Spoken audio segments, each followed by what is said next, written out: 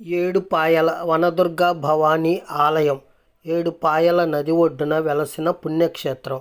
మహాశివరాత్రి, మాఘ అమావాస్య జాతర చేస్తారు. విగ్రహం నల్ల సర్పు రాతితో చెక్కి ఉంటుంది.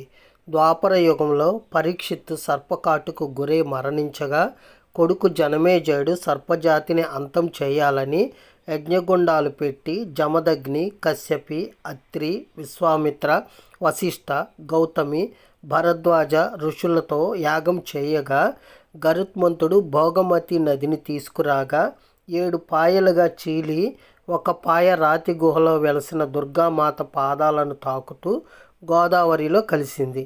గర్భగుడి చుట్టూ శివుడు, విష్ణువు, వినాయకుడు, సరస్వతి విగ్రహాలు ఉన్నాయి.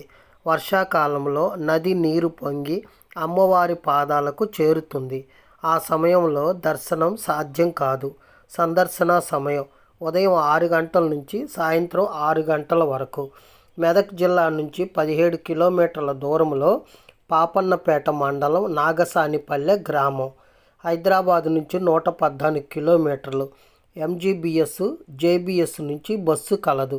సమీప రైల్వే స్టేషను అక్కన్నపేట నుంచి 20 కిలోమీటర్ల దూరం.